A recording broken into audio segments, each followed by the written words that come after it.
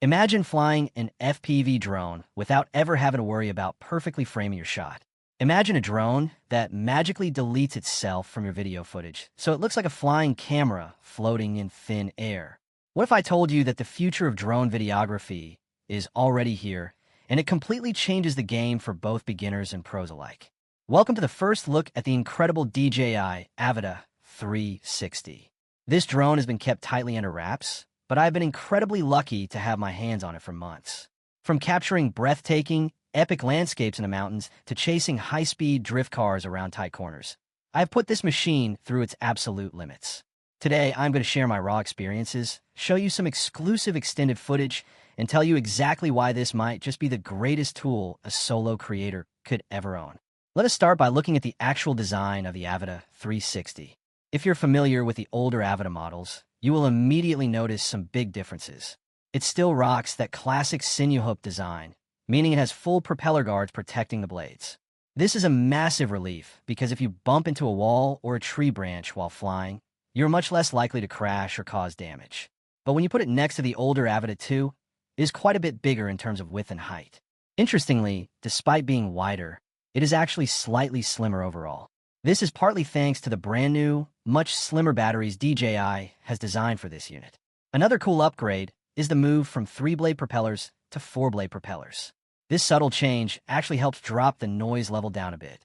Do not get me wrong, it still sounds like a drone, but it is a welcome improvement. But the real magic of this drone, the feature that makes it entirely unique, is the strange little bump module right on the front. This module houses the brand new 360 camera system, but it has an absolutely genius trick up its sleeve. This entire camera module can actually rotate mechanically. It is essentially a brilliant 2-in-1 design. When the drone takes off and gets up in the air, there are two 360 lenses exposed, one on the top and one on the bottom. These two lenses work together to capture a complete, seamless spherical 360-degree image of your surroundings. The lenses are quite large, letting in plenty of light, and the overall image quality is incredibly impressive. But what if you just want normal drone footage? What if you do not want to deal with editing 360 video later? Well, you simply use your controller to switch to single lens mode. The entire module mechanically rotates around, hiding the bottom lens and presenting a single, forward-facing camera. Now it flies and records exactly like a standard traditional FPV drone. You get standard clips that you can use straight off the memory card without any keyframing or reframing required. It is incredibly versatile, and do not worry about damaging that bottom lens when you land. The drone handles this automatically.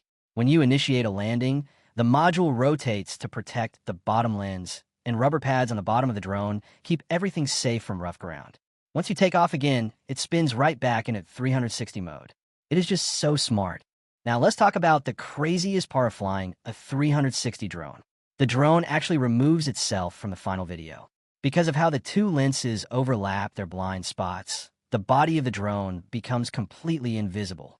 If you're flying using DJI goggles, you can literally look straight down through the floor of the drone as if you were floating in midair.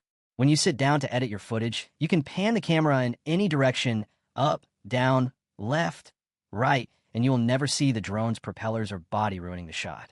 Editing is done through the same DJI Studio software used for the Osmo 360, and it gives you complete creative freedom. You can change your perspective, set motion keyframes, and even use automatic subject tracking. The benefits of capturing 360 footage from the sky are honestly hard to overstate. First of all, it makes flying super easy and completely foolproof. With a normal drone, if you're chasing a fast-moving subject like a car and it drifts off to the edge of your screen, you have failed the shot. You have to stop, turn around, and try to film it again. With the Avata 360, you just keep FL-ing forward. As long as the car is somewhere near you, it is being recorded. Later in the editing app, you just swipe your finger to reframe the footage and keep the car dead center.